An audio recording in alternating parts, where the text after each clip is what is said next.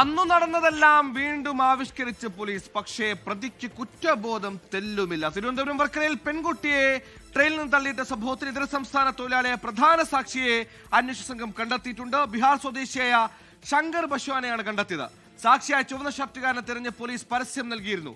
Cigarette വലിക്കുന്നതിൽ പെൺകുട്ടികളും പ്രതിയും തമ്മിൽ വഴക്കുണ്ടായതാണ് ആക്രമണത്തിലേക്ക് നയിച്ചതെന്ന് സാക്ഷി പോലീസിന് മൊഴി നൽകി. പ്രതി സുരേഷ് കുമാറുമായി സംഭവം നടന്ന ട്രെയിനിൽ അതേ കോച്ചിലെത്തിച്ച് പോലീസ് പുനരാവിഷ്കരണം നടത്തിയിട്ടുണ്ട്. കൃത്യത്തിന്റെ തിരുവനന്തപുരം സ്വദേശിയായ പെൺകുട്ടിയെ കേരള എക്സ്പ്രസിൽ നിന്നും റെയിൽവേ ട്രാക്കിലേക്ക് തള്ളിയിട്ട സംഭവത്തിലെ പ്രധാന സാക്ഷിയായ ഇതര സംസ്ഥാന തൊഴിലാളിയാണ് അന്വേഷണ സംഘം കണ്ടെത്തിയത്.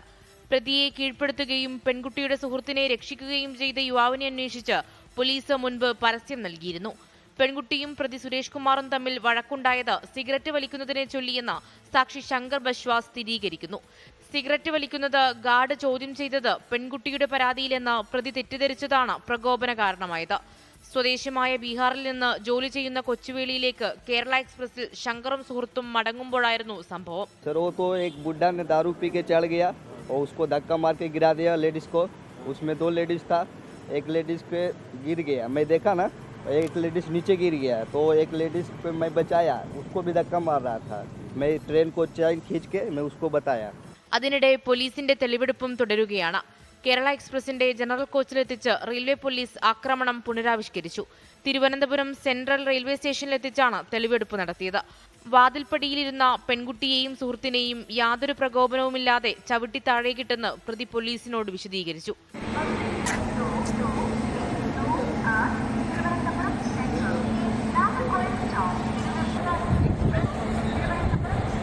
ട്രെയിനിൽ കയറുന്നതിന് മുൻപ് പ്രതി മദ്യപിച്ച കോട്ടയത്തെ ബാറിലെത്തിച്ചും അന്വേഷണ സംഘം തെളിവെടുപ്പ് നടത്തിയിരുന്നു. നാളെ കസ്റ്റഡി കാലാവധി പൂർത്തിയാക്കാനിരിക്കെ പ്രതിയുമായി പരമാവധി വിവരശേഖരണം നടത്തുകയാണ് പോലീസ്. ഉടൻ തന്നെ കോടതിയിൽ കുറ്റപത്രം സമർപ്പിക്കാനും നീക്കമുണ്ട്. 24 തിരുവനന്തപുരം. ലോകത്തെവിടെയായാലും ഏത് സമയത്തും 24 വാർത്തകളും ഓഗ്മെന്റഡ് റിയാലിറ്റി പാക്കേജുകളും എക്സ്പ്ലെയിനറുകളും വിശദമായി കാണാൻ ഞങ്ങളുടെ യൂട്യൂബ് ചാനൽ നിങ്ങൾക്ക് സബ്സ്ക്രൈബ് ചെയ്യാം.